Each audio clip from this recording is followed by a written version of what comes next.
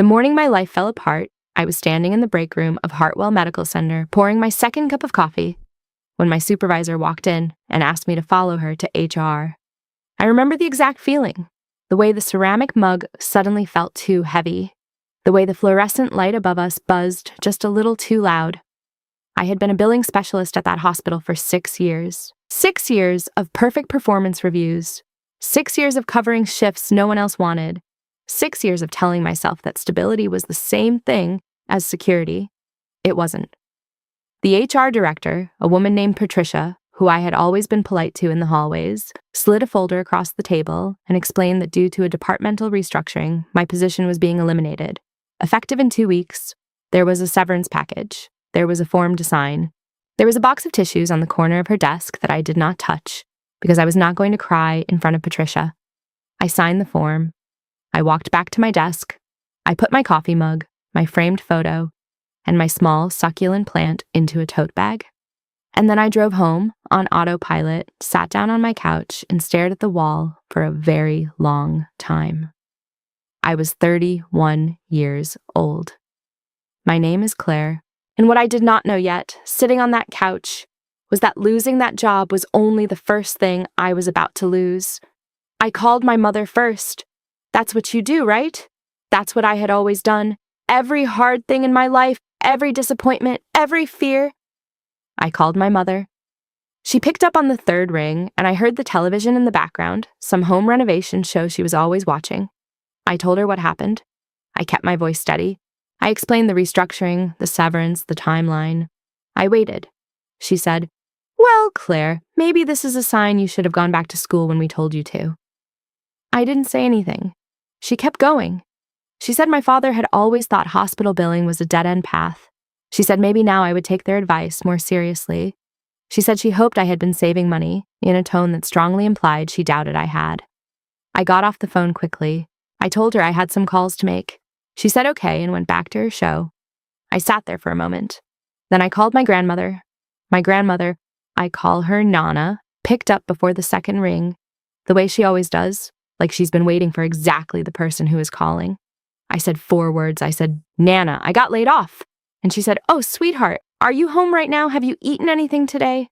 That was the difference. That has always been the difference. Nana is 73 years old, and she lives 45 minutes away in the same house where she raised 4 children, including my mother.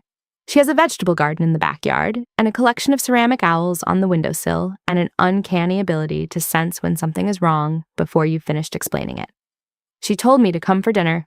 I went. She made chicken soup even though it was April because she said soup was for whenever a person needed it. I didn't know that dinner was going to be the beginning of the most clarifying 6 months of my life.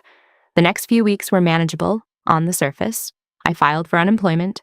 I updated my resume.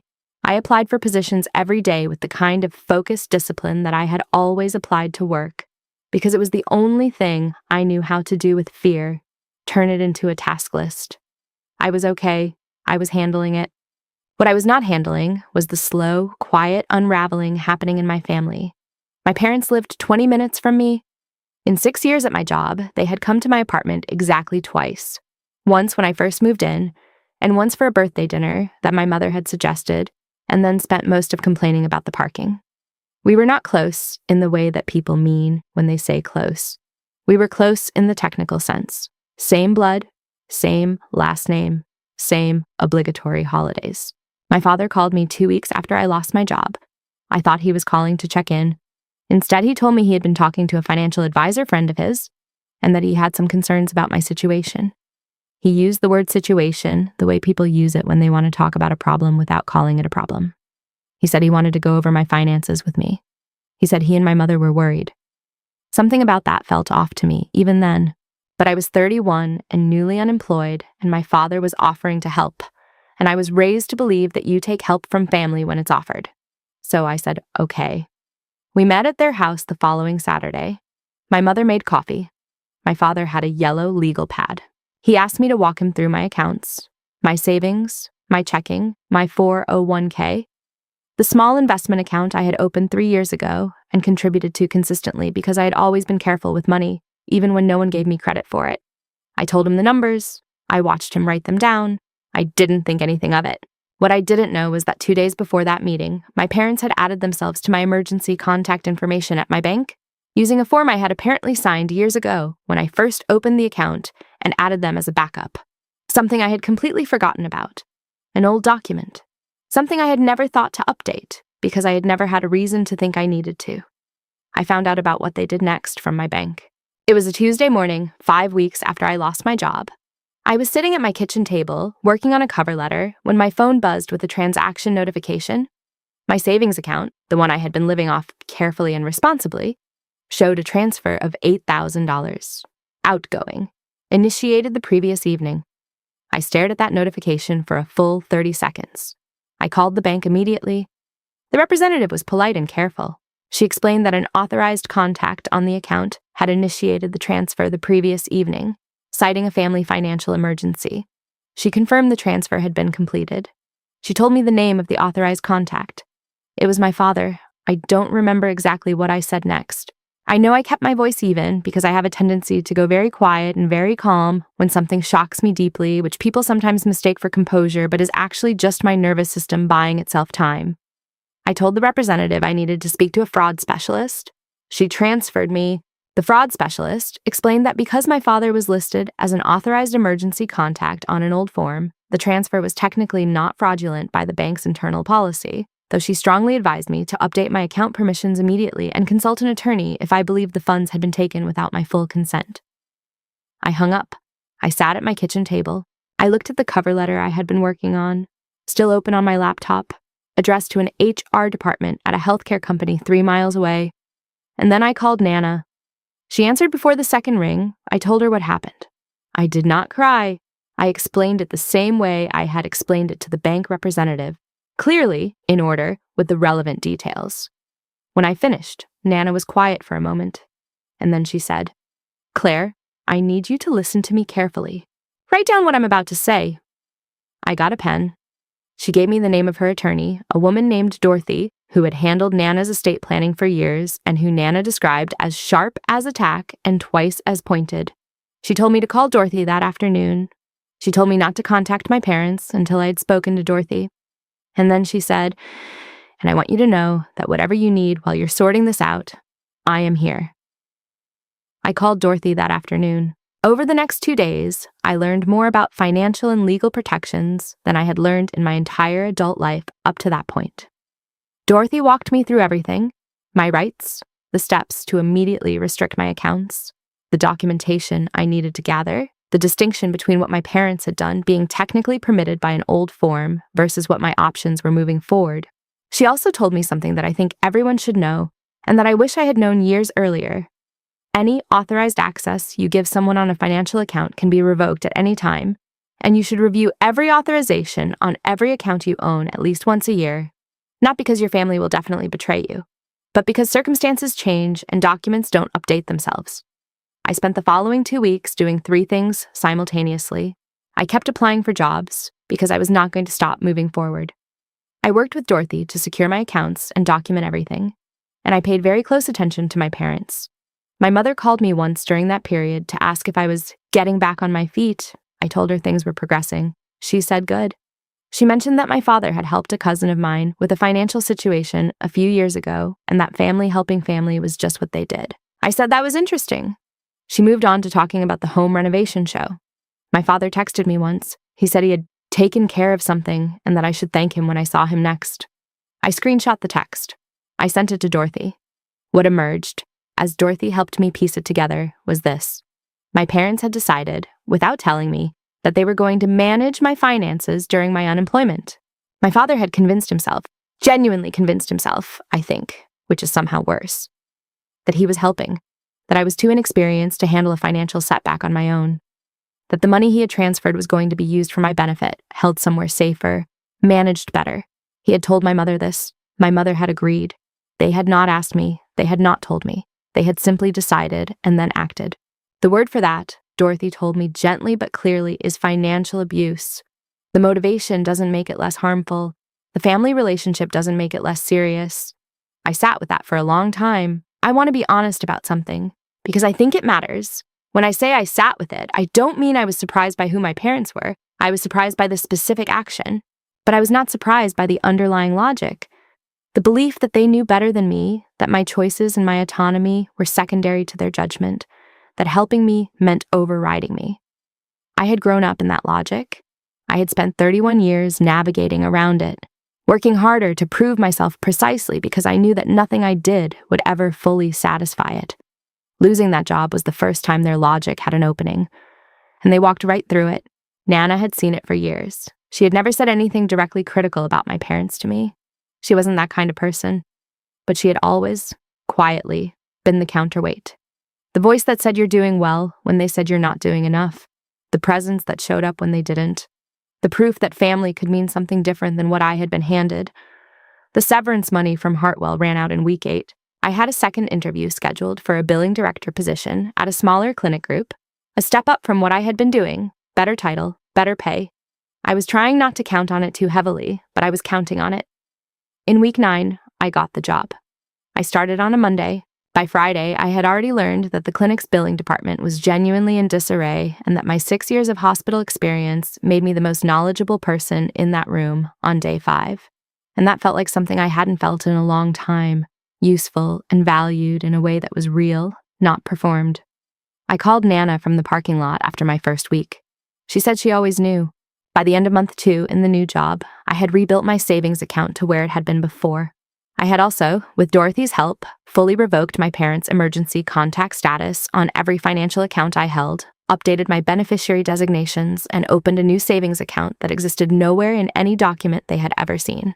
Dorothy also helped me set up a limited, specific power of attorney designation for Nana, the kind that specifies exactly what a person is and is not authorized to do, covering only genuine emergencies and only within clear parameters I defined.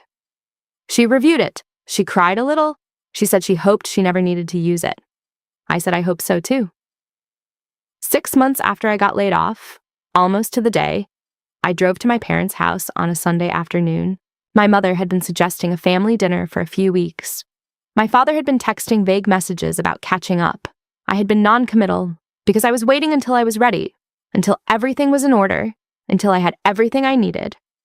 I parked in their driveway. I took the envelope off the passenger seat, and I walked to the front door. My father answered. He looked at me the way he always did, that expression that was not quite welcoming and not quite cold, something in between that I had never been able to name. He said, "Claire, come in." I came in. My mother was in the kitchen. There was food on the counter. It smelled like the pot roast she used to make when I was a child, and for a moment, just a moment, I felt the pull of wanting it to be something other than what it was. I sat down at the table. I put the envelope in front of me. My father sat across from me.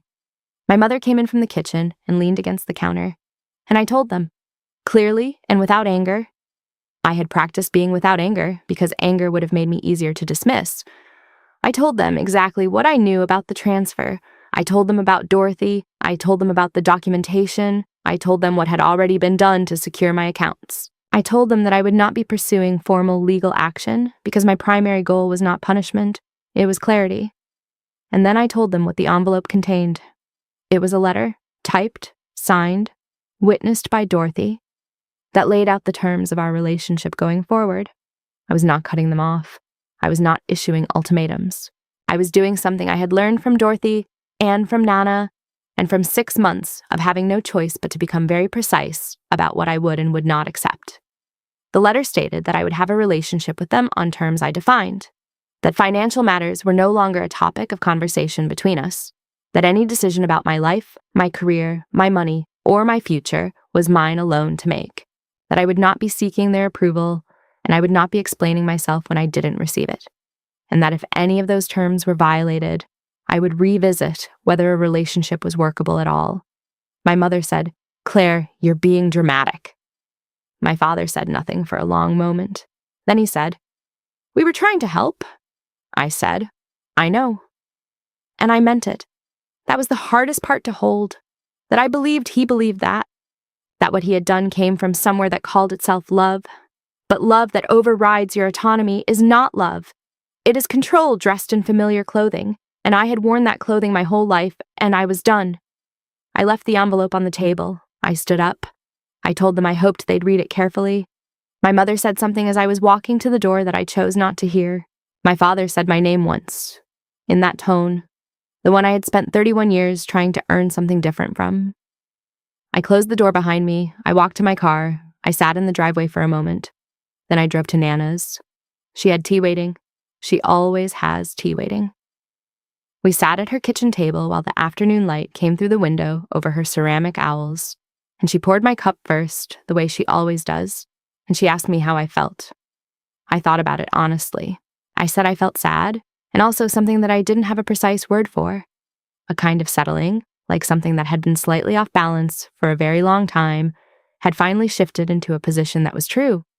She nodded. She said, "That's grief and relief at the same time. Most of the hard things feel like that." We sat there for a while. I told her about my second month at the new job, a project I was leading to streamline the clinic's billing codes, something I was actually proud of. She asked good questions. She remembered the details from the last time I had mentioned it, the way she always remembers. Before I left, she hugged me at the door for a long time. She said, "I'm so proud of you. Not because of what you did today, because of who you've been becoming." I drove home with the windows down. It was October, and the air had that specific quality that October has. Cool and clean and final, the feeling of things settling into what they actually are. There's something I've thought about a lot since then. The idea that the people who are supposed to love you unconditionally can sometimes love you with so many conditions attached that you don't even notice the weight of them until the day you set them down. I spent 31 years carrying something I thought was just the way things were. I thought the heaviness was normal. I thought needing approval was the same as being connected.